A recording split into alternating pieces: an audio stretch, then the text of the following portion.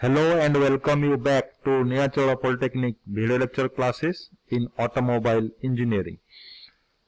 In my previous videos, already we complete up to 4-speed gearbox in the chapter transmission system. In today's video, we are going to read about the driving shaft, and you can say it is named as your propeller shaft. The propeller shaft is a driving shaft which connects the transmission output shaft to the differential pinion shaft. Since all roads are not perfectly smooth and the transmission is fixed, the drive shaft has to be flexible to absorb the shock of bumps in the road. Universal or U-joints allows the driver shaft to flex, that means, and to stop it from braking when the driver angle changes. Let us see the diagram of that. Now we can see here, from this position to this position, the transmission, whatever output in the main shaft, the torque is transmitted from the output main shaft of the gearbox to the differential. So this one is known as your propeller shaft.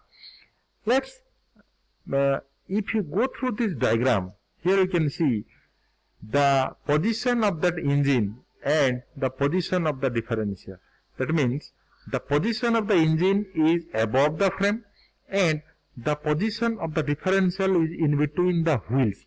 So it forms an angle so that this propeller shaft is not only transmit the torque from that gearbox to the differential, but also it will transmit the torque in an angle.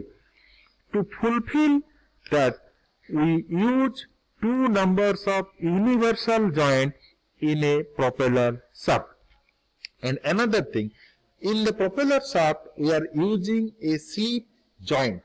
That slip joint allowed the change in the propeller shaft whenever we need. That means when this, suppose this upper wheel goes to the bump, so a tensile load is applied in this propeller shaft. So if you are using a slip joint, then it enlarges that length of the propeller shaft, which prevent the breakage or crack which may form in the propeller shaft. Like that, when these road wheels go under a slippery surface or down surface, then a compressive load is act on this propeller shaft. So therefore, then again that slip joint help us to the bend or breakage of that propeller shaft. So as per the definition, the propeller shaft is a driving shaft which transmit that torque from that gearbox main shaft to the differential pinion shaft, from this position to this position by rotating itself, by revolving itself. It is simply a shaft. So again we go to the diagram. Here, this is the symmetric diagram of the propeller shaft. Here we are having a universal joint. Here in the another end, in both ends we are having two universal joint. One is here and another one is here. And near the one end of the propeller shaft, universal joint, we are using a slip joint. Okay. So here the driving shaft are usually hollow in order to weight loss, but of large diameter so that they are strong. High quality steel and sometimes aluminiums are used in the manufacturing of the drive shaft. The shaft may be quite straight and balanced to avoid vibrating. Since it usually turns at engine speed, a lot of damage can be caused if the shaft is unbalanced or bent. Damage can also be caused if the universal joints are worn out. So there are two types of driving shaft, the Hotchkiss drive and the torque tube drive.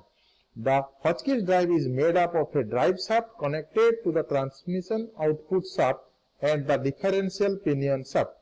An universal joint is used to create an angle so that it can able to transmit that torque, the torque at an angle. The torque to drive shaft is used if the drive shaft has to carry the wheel drive thrust. It is a hollow steel tube that extends from the transmission to the rear axle housing. One end is fixed to the axle housing by bolts. The transmission ends is fastened with a torque ball. The drive shaft fits into the torque tube. A U-joint is located in the torque ball and the axle housing and is splined on the pinion gear shaft. So this is all about the propeller shaft.